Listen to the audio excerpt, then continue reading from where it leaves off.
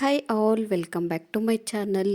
ಇವತ್ತಿನ ರೆಸಿಪಿ ಬಗ್ಗೆ ಹೇಳೋದಾದರೆ, ಉತ್ತರ ಕರ್ನಾಟಕದಲ್ಲಿ ಮಾಡುವಂತಹ ಸ್ಪೆಷಲ್ ಆಗಿರೋ ಬದ್ನೆಕಾಯಿನ ಯಾವ ರೀತಿಯಾಗಿ ಮಾಡೋದು ಅಂತ ತಿಳಿಸ್ಕೊಡ್ತಿದ್ದೀನಿ.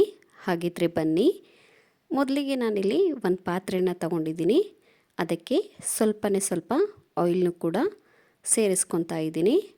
ಆಯಿಲ್ ಸ್ವಲ್ಪ ಬಿಸಿ ಆದಮೇಲೆ ಅರ್ಧ ಸ್ಪೂನ್ ಆಗುವಷ್ಟು ಸಾಸಿವೆನ ಬಳಸ್ತಾ ಇದ್ದೀನಿ.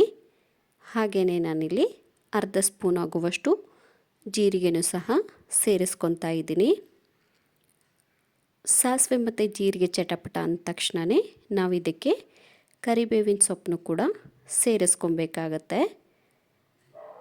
ನಂತರ ನಾವಿಲ್ಲಿ ಕಟ್ ಮಾಡಿರುವಂತಹ 2 ಈರುಳ್ಳಿನ ಬಳಸ್ತಾ ಇದ್ದೀನಿ. ಇವಾಗ ನಾವು ಸ್ವಲ್ಪ ಹೊತ್ತು ಫ್ರೈ ಮಾಡ್ಕೊಬೇಕಾಗತ್ತೆ. ಈರುಳ್ಳಿ ನಮಗಿಲ್ಲಿ ನೀಟಾಗಿ ಫ್ರೈ ಆಗಬೇಕು. ಈರುಳ್ಳಿ ಸ್ವಲ್ಪ ಫ್ರೈ ಆದಮೇಲೆ 1 ಟೊಮೆಟೊನ ಕಟ್ ಮಾಡ್ಕೊಂಡಿದ್ದೆ, ಅದನ್ನು ಕೂಡ ಸೇರಿಸ್ಕೊತಾ ಇದ್ದೀನಿ. ಹಾಗೆಯೇ ನಾವಿಲ್ಲಿ ಇದನ್ನು ಕೂಡ ಫ್ರೈ ಮಾಡ್ಕೊಬೇಕಾಗತ್ತೆ. ನಂತರ ನಾನು ಇದಕ್ಕೆ ಕಟ್ ಮಾಡಿರುವಂತಹ ಬದನೆಕಾಯಿನ ಸೇರಿಸ್ತಾ ಇದ್ದೀನಿ. ಇದು ಸಹ ನಮಗಿಲ್ಲಿ ಫ್ರೈ ಮಾಡ್ಕೊಳ್ಳಿ.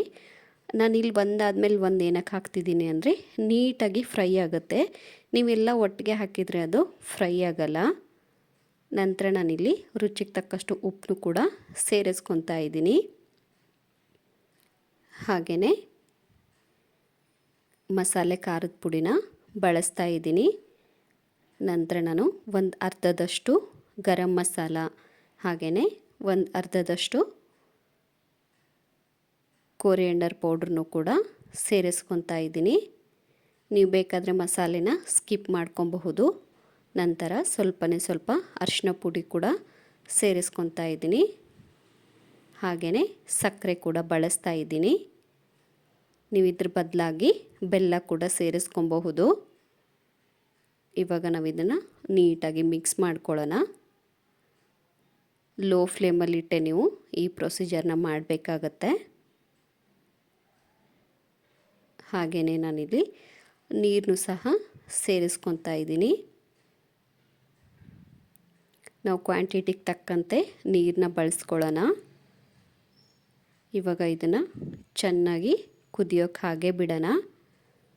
ಈ ಕಡೆ ನಾವು ಹುರಿದಿರುವಂತಹ ಕಡಲೆ ಬೀಜನ ತಗೊಂಡು ಇದನ್ನು ಪೌಡರಾಗಿ ರೆಡಿ ಮಾಡ್ಕೊಳ್ಳೋಣ.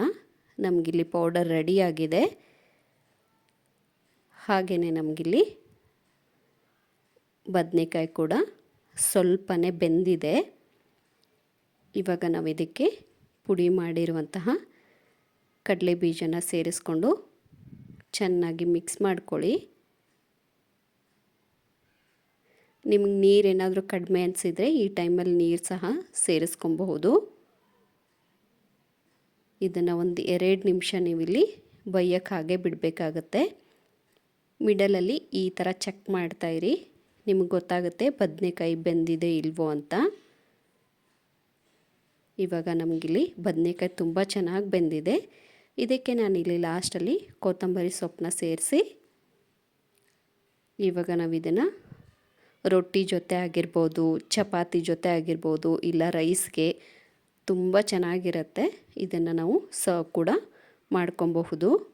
ಸೊ ನೋಡಿದ್ರಲ್ಲ ಫ್ರೆಂಡ್ಸ್, ಎಷ್ಟೊಂದು ಈಸಿಯಾಗಿ ನಾವು ಉತ್ತರ ಕರ್ನಾಟಕ ಸ್ಟೈಲಲ್ಲಿ ಬದನೆಕಾಯಿ ಪಲ್ಯನ ಮಾಡೋದು ಅಂತ. ಹಾಗಿದ್ರೆ ಇವಾಗಲೇ ಹೋಗಿ ರೆಸಿಪಿನ ಟ್ರೈ ಮಾಡಿ. And thank you for watching.